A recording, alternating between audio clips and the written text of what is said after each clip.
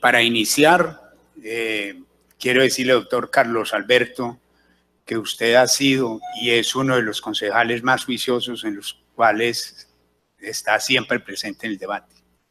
Pero no me voy a gastar aquí mi tiempo para este debate para sustentar nuevamente mi reclamo frente a que no vuelvan a colocar otros proyectos cuando tenga yo debates. Lo segundo es pedirle a la Contraloría y a la Personería que este debate sea tenido en cuenta como insumo para las posibles investigaciones disciplinarias y fiscales que así puedan derivarse. Lo tercero, doctor Marcelo, quedó muy triste con su exposición. Su plan de negocios muy bien exhibido, muy bien expuesto. De verdad de que en eso no solamente este concejal, sino que la mayoría de los concejales acá, por no decir todos, están de acuerdo en que hay que defender y hay que fortalecer la estrategia de UNE EPM Telecomunicaciones. El debate se concentra exactamente en lo que tiene que ver con las respuestas y el clima laboral de los trabajadores de UNE EPM Telecomunicaciones, donde en su exposición no se tocó y las respuestas que nos dieron acá muy ambiguas, muy pobres. El fin de este debate, el objetivo es demostrar la desmejora de derechos laborales de los trabajadores oficiales de UNE EPM Telecomunicaciones. Establecer y discutir la posible nulidad de actos de nombramiento y modificación de estatutos de la sociedad UNE EPM Telecomunicaciones. Evidenciar el no cumplimiento de los condicionamientos del Acuerdo 17 del 2013 que autorizó la absorción y demostrar la desmejora en las prerrogativas del control político del Consejo de Medellín frente a UNE EPM Telecomunicaciones S.A. El artículo 313 de la Constitución Nacional contempló que el Consejo Municipal es quien tiene la prerrogativa de autorizar al alcalde para la transformación de sociedades de orden municipal. Por eso se dio acá ese debate en el 2013 y por eso el acuerdo 17. Frente a los antecedentes de este debate, no me voy a detener mucho porque en la introducción del debate acá lo hicimos. No obstante, ahí están las diapositivas que con mucho gusto podrán ser compartidas. No comparto para nada que bajo pretexto de una sustitución patronal se hubiera hecho unos retiros de unos trabajadores de la empresa UNE EPM Telecomunicaciones. La Corte Constitucional es reiterativa en dar unos requisitos para que se pueda presentar lo que es la sustitución patronal. La sentencia 954 del 2011 establece que para que se perfeccione la figura jurídica de sustitución de empleadores es necesario, en primer lugar, que opere un cambio de empleador por cualquier causa. En segundo, que haya continuidad en la prestación del servicio por parte del trabajador. Y finalmente, continuidad también en el desarrollo de las labores del establecimiento. En las respuestas y en lo expuesto acá, no se demuestra que un contrato de servicios gerenciados conlleven a un cambio de empleador.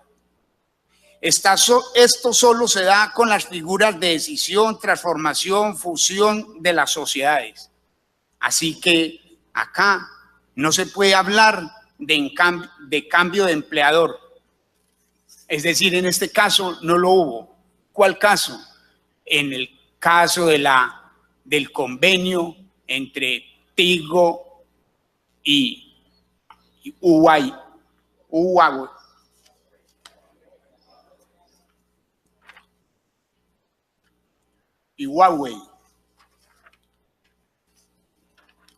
Igualmente, sigue la Corte en su sentencia y le resumo los tres aspectos fundamentales. Cambio de empleadores. La alianza con Huawei no es un cambio de empleador, es una fusión jurídica, es una fisión. Continuidad de la empresa, establecimiento o negocio, la conservación del giro de sus actividades y continuidad del trabajador. Se resumen los requisitos para que exista sustitución patronal. Es decir, señores, y discúlpenme ser tan reiterativo, en esta alianza no hay sustitución patronal. Es una alianza única y exclusivamente de contrato de prestación de servicios gerenciados. Bajo este pretexto se dio entonces la sustitución y se les dijo a los trabajadores que iban a tener una sustitución de empleador y por lo tanto sus contratos tenían que mutar. Esto lo hicieron en forma, pero no en la realidad. Hubo una mengua en los derechos laborales. Se aprovecharon de esa figura jurídica que no está cumplida tal como lo hemos visto por los requisitos de la Corte Constitucional, porque en realidad ese fue un convenio y no fue una sustitución o reemplazo de empleador. Los requisitos de sustitución están claramente establecidos por las normas jurídicas colombianas y así la Corte lo ha regulado. Esta institución tiene como objeto general mantener la unidad de los contratos laborales siempre que concurran los anteriores elementos, para propender así por la protección y continuidad de los derechos de los trabajadores, que por su naturaleza son la parte débil de la relación laboral. Es evidente que la posición dominante en este caso es el empleador y se está aprovechando de esta parte débil para que así le hagan creer y crean que está en el cambio de empleador cuando efectivamente no se presentó ningún cambio en su empleador. Frente a las respuestas de UNE Telecomunicaciones,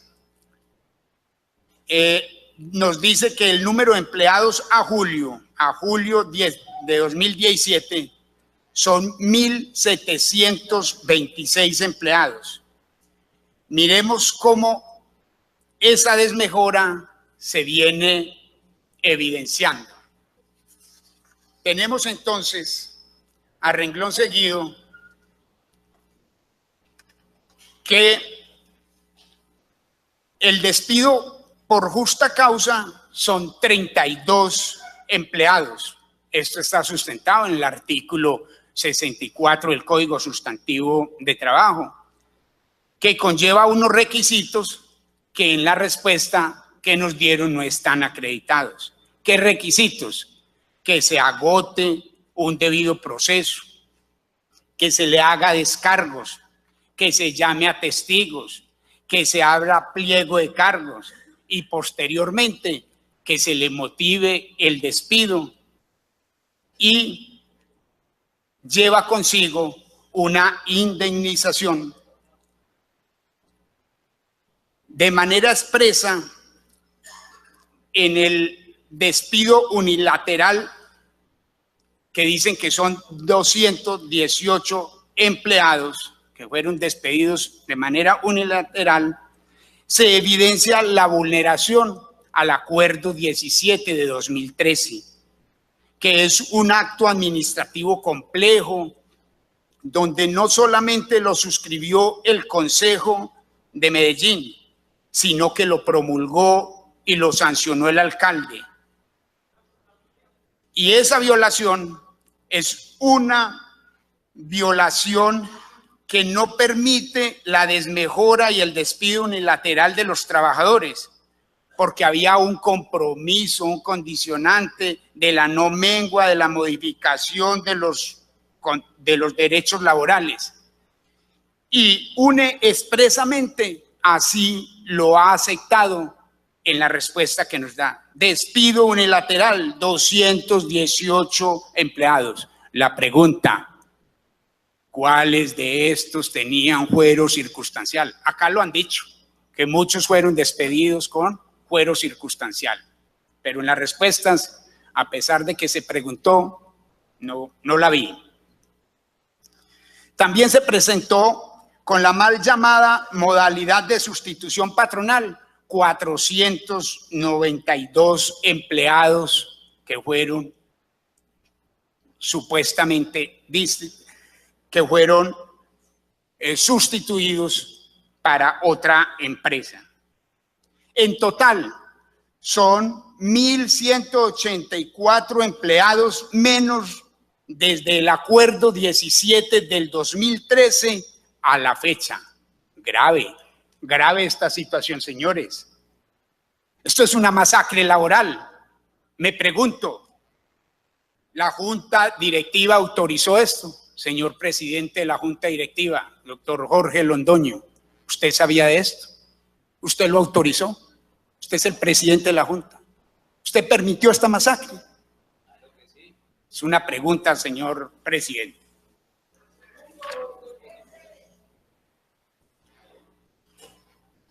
El recorte de empleados a julio demuestran pues de que son 1.184 empleados menos. No me lo invento yo, están las respuestas que nos dieron acá. Acá están las respuestas, esas cifras las saqué acá, las respuestas. Señores concejales que aprobaron la fusión, no los veo tampoco acá, no los veo. Ustedes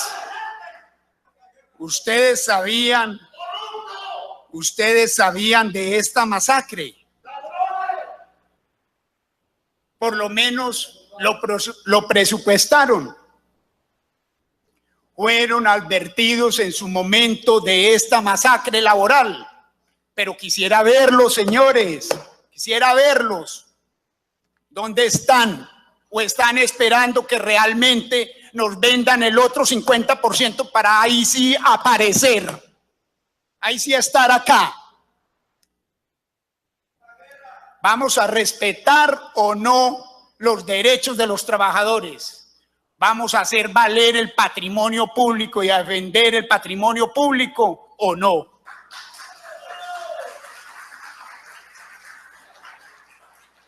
Si no estoy mal, en este recinto se anunció con bombos y platillos que se crearían 2.000 nuevos empleos. Hoy veo lo contrario. Hay una disminución significativa en la planta de cargos. ¿Qué pasó? Reitero nuevamente, señor presidente de la Junta Directiva, doctor Jorge Londoño de la Cuesta, ¿usted por qué autorizó esta masacre? Si no la autorizó, díganos por qué guardó silencio. Yo sé que usted es una persona buena, que es una persona de sentimientos nobles y que respeta los derechos laborales, pero esto acá no lo entiendo. Por favor, explíquenos, díganos como gerente, como presidente y gerente, como presidente de UNE Telecomunicaciones y como gerente de UNE y como gerente de EPM, por favor, díganos qué sucedió acá. De verdad, en lo personal, sí estoy muy preocupado con esta situación. Volvemos con la indebida sustitución patronal. Es un engaño a los trabajadores. Le hicieron una encerrona. Doctor Marcelo, le hicieron una encerrona a los trabajadores.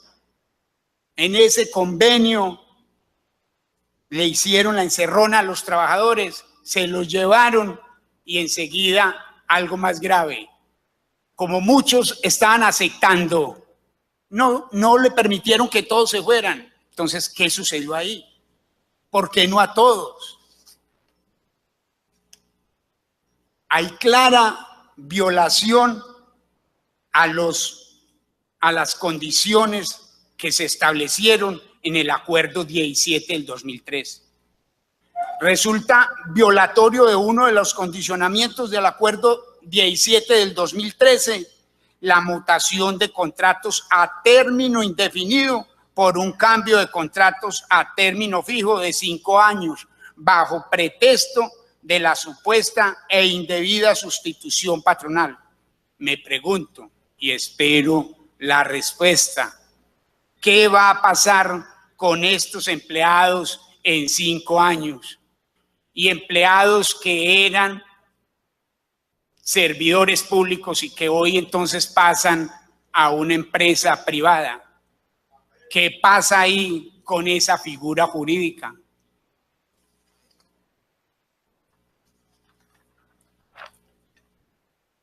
Los despidos con justa causa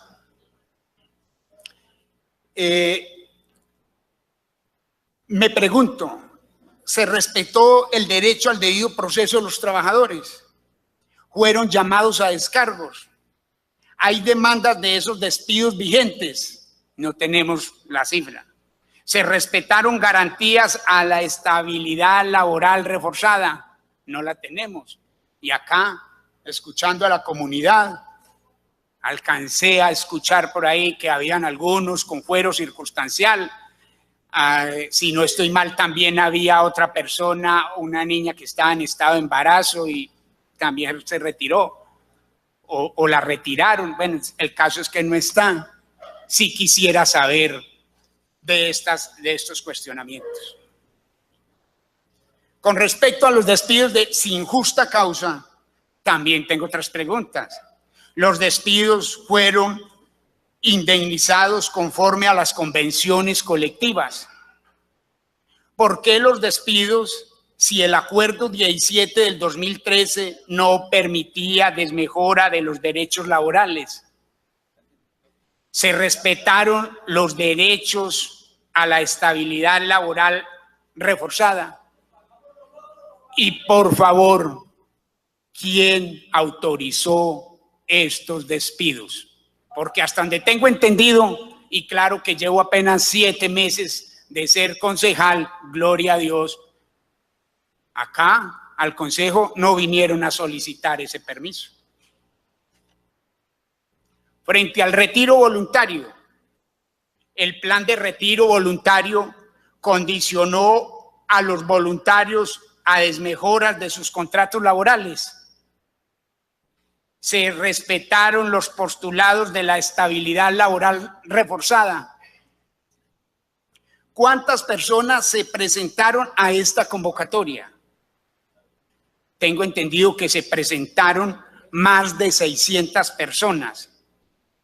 Esto da cuenta del mal clima laboral que atraviesa la compañía y la incertidumbre que les está generando a los trabajadores. Doctor Marcelo, doctor Jorge, ¿usted sabe lo que es uno como trabajador en plena incertidumbre, con estrés, sin saber qué va a suceder mañana, cómo va a ser su rendimiento y cómo va a repercutir eso en la prestación del servicio? Donde acá muy claramente dice la ruta de consolidación de nuestra cultura, el cliente, que a propósito quedó muy triste y muy preocupado con esa ruta de consolidación de nuestra cultura. 3 postulados fundamentales. ¿Y dónde está el talento humano? Hombre, el talento humano es primordial, ninguna máquina la reemplaza. El tacto, el contacto, el saludarlo, el tratarlo bien, el respetarle los derechos laborales. Pero acá no están.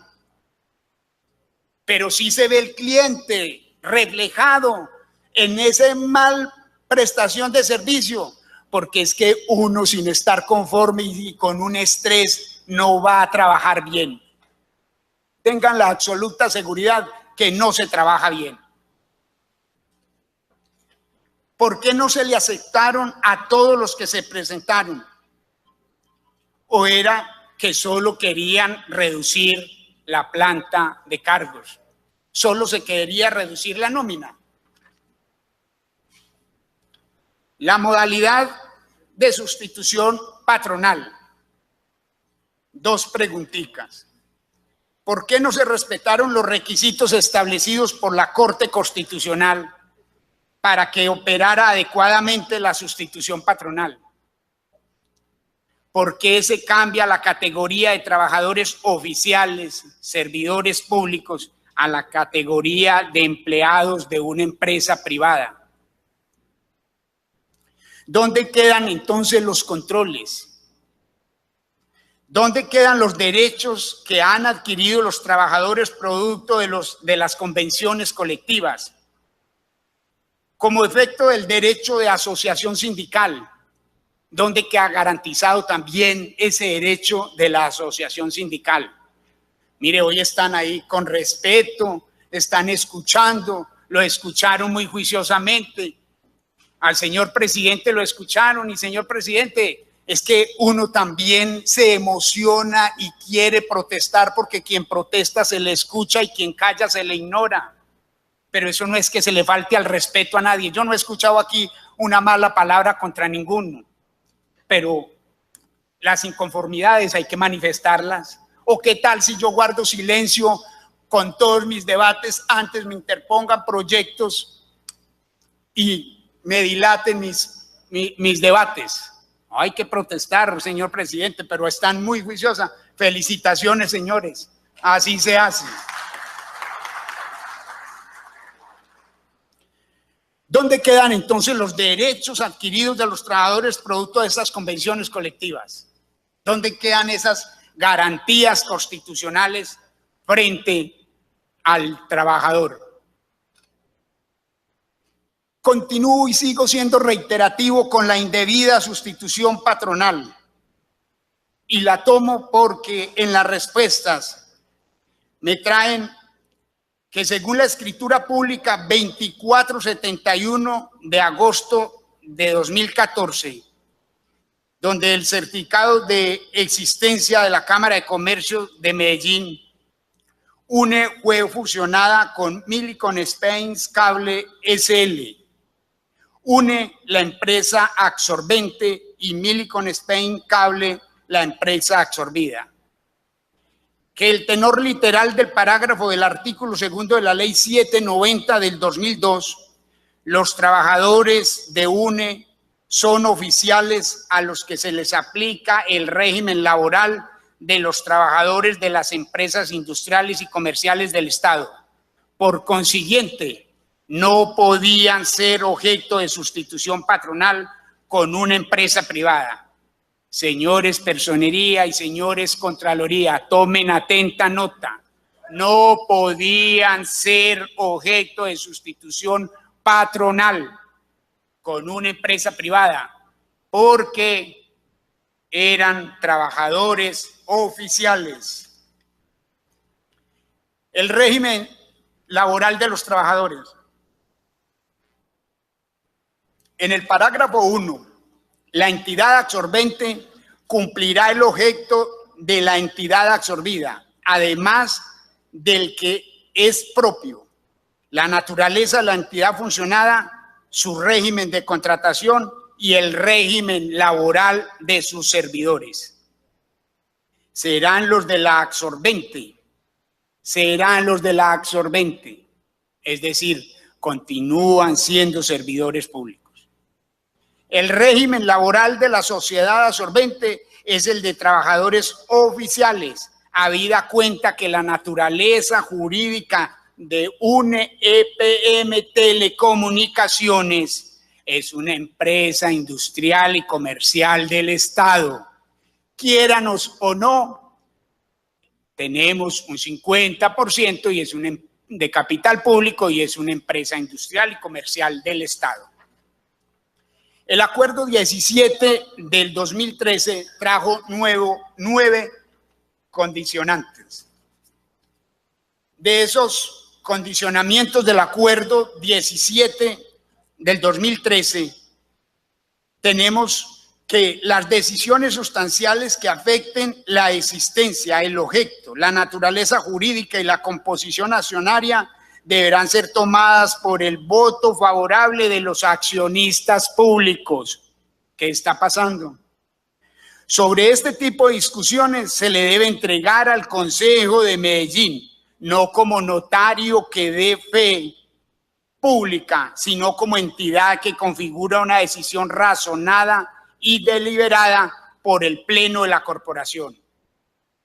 Esto lo vemos cómo no se respetan estos condicionamientos, y lo vamos a ver más adelante en la escritura pública, que espero que no haya sido de mala fe, se protocolizó en Sabaneta y que veremos más adelante.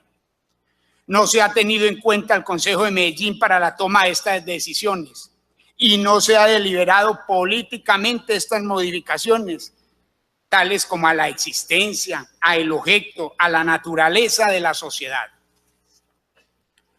Otro de los condicionamientos es que un EPM Telecomunicaciones, por mandato del acuerdo, es una entidad descentralizada e indirecta del orden municipal, por lo que continuará sometida al control fiscal, disciplinario y político de pleno de la corporación. Se conservarán entonces los derechos laborales de los servidores de un EPM Telecomunicaciones, que por ser trabajadores oficiales tienen la categoría de servidores públicos. Me pregunto, después de la sustitución patronal, han perdido esta categoría que les da una serie de derechos y de obligaciones. El domicilio y sede principal de las operaciones será Medellín. Dicha situación no podrá ser sometida a nueva decisión por junta directiva. La sociedad conservará la razón social de un EPM Telecomunicaciones, no un ETIGO, un EPM Telecomunicaciones S.A. Vemos entonces que el representante legal es un extranjero.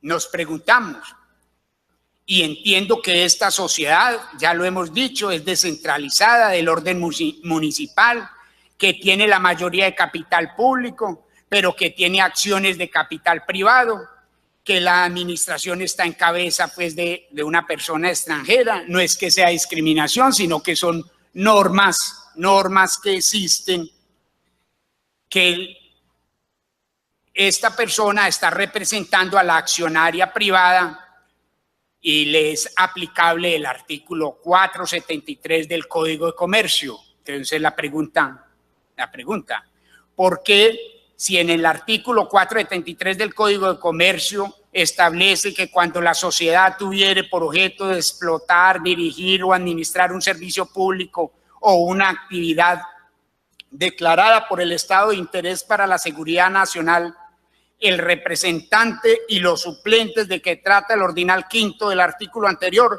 serán ciudadanos colombianos?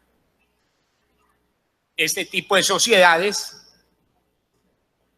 así está claramente en el Código de Comercio, vemos quién es el representante y cómo está constituida.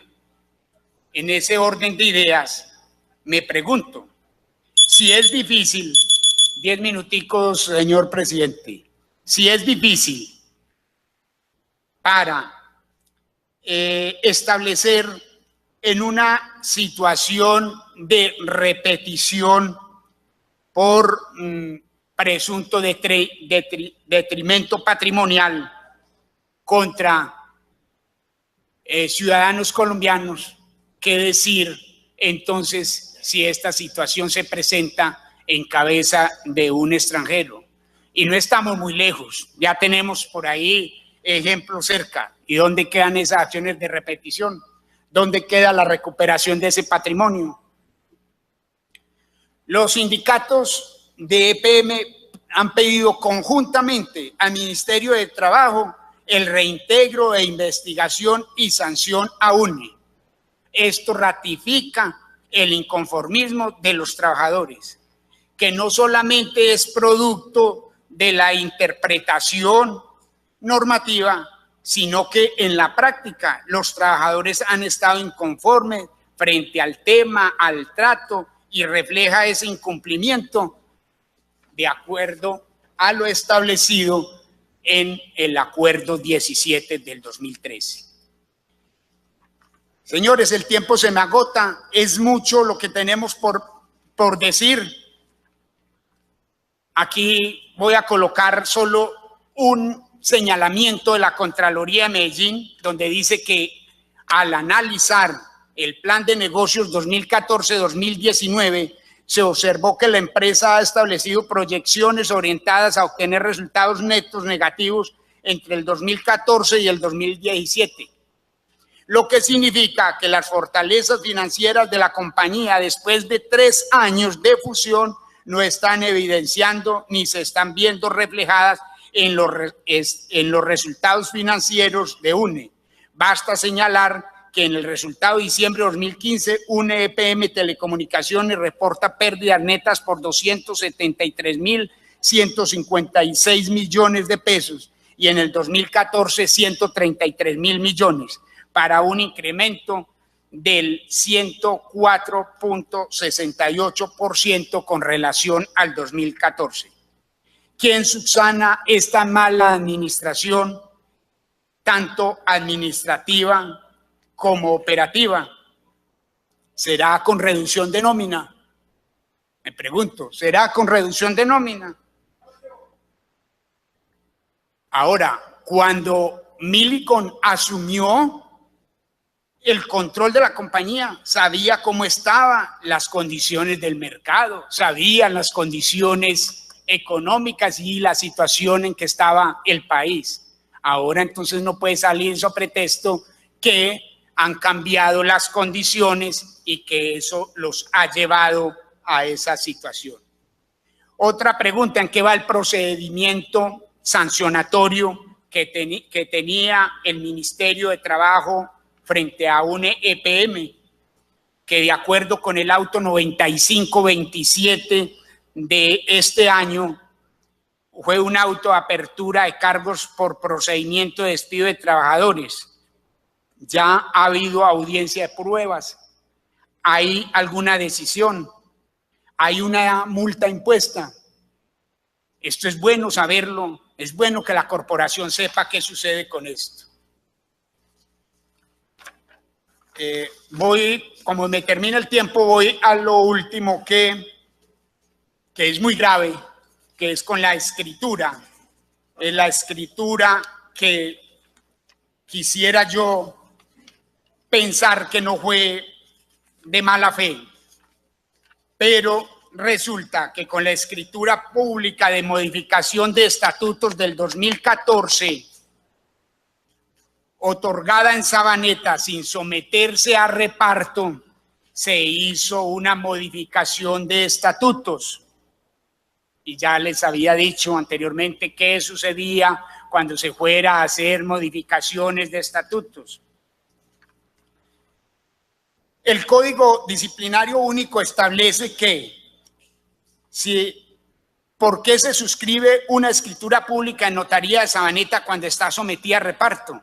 La Ley 734 del 2002, en el artículo 64.2, Código Único Disciplinario, establece: es deber de los notarios someter a reparto las minutas de las escrituras públicas correspondientes a los actos en los cuales intervengan todos los organismos administrativos del sector central y el sector descentralizado territorial y por servicios.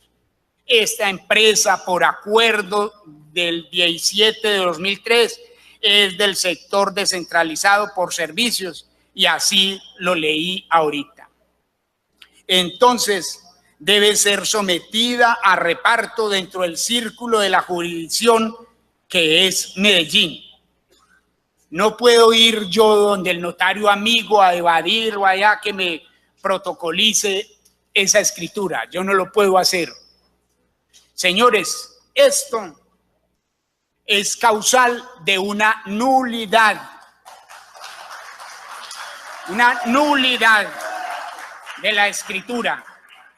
Por eso desde ya les informo que este concejal y los concejales que me quieran acompañar en la demanda de esa nulidad de escritura pública por haber sido protocolizada en un círculo notarial diferente al de Medellín, lo voy a hacer. Eso fue a las espaldas de este consejo. Señor presidente de la Junta Directiva, no sé si usted sabía de esto, pero fue a las espaldas de este consejo. Raro se me hace que se haya acudido a la notaría de Sabaneta. Y de hecho, señores Contraloría y Personería, acciones, porque esto es causal de investigación disciplinaria, artículo 64, numeral 2, Código Disciplinario Único. ¿Por qué se suscribe esa escritura pública en notaría de Sabaneta cuando es sometida en reparto? Además, cuando en el acuerdo del 2013, el acuerdo 17 en el artículo 1, literal A y B, la sociedad tendrá por naturaleza entidad descentralizada e indirecta del orden municipal con participación mayoritaria de entidades descentralizadas del municipio de Medellín. Es decir, es pública, hay dineros públicos, se tiene que someter a reparto. Ojo, ¿dónde estaba entonces la auditoría de la compañía? ¿Quién los asesora jurídicamente? Me pregunto, ¿quién los asesora jurídicamente? ¿Dónde estaba pues esa auditoría? O sea que acá puede haber una nulidad de escritura pública y así por modificación de estatutos y así ante los tribunales lo haremos saber y no sé si vamos a salir airosos, pero por lo menos hacemos respetar la Constitución, la ley y los derechos fundamentales de cada ciudadano.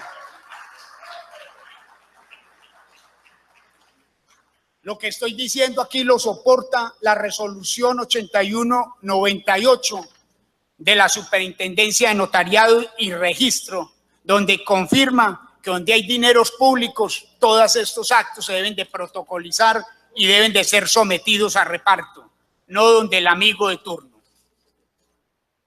Señores, me quedan dos interrogantes. ¿Por qué en dicha escritura se dice que el capital suscrito y pagado es solo por 60 millones de pesos aproximadamente?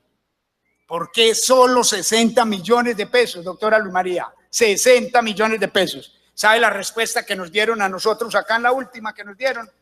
Bueno, y eso, hay otra cosa que se me quedaba. Hombre, ¿cómo así que eso pretexto de que es reserva legal? No nos pueden dar información. No, es que aquí la Corte también, que ustedes muy bien interpretaron, pero de manera conveniente, la sentencia T-181, ahí en las diapositivas también está, donde dice claramente que sí, hay unos temas que son de reserva legal. Claro, por supuesto. Y aquí no se trata pues de venir aquí a hacer una retórica en que tenemos la razón. No, aceptamos desde la corporación del Consejo que hay documentos de carácter comercial sujetos a reserva, como el plan de negocios, pero hay otros que no, como es el despido de los trabajadores, las actas de retiro voluntario, las sustituciones patronales, la estructura organizacional. Hombre, ¿cómo no vamos a tener nosotros acá ¿cómo no vamos a tener la información de cuál es la estructura organizacional de la empresa? Entonces, ¿a qué le vamos a hacer control? Señores, no se les olvide, gústeles o no les guste, quien les ejerce control político a un EPM Telecomunicaciones es este consejo. Por lo tanto, acá deben de traer dicha información. Gracias, señor presidente.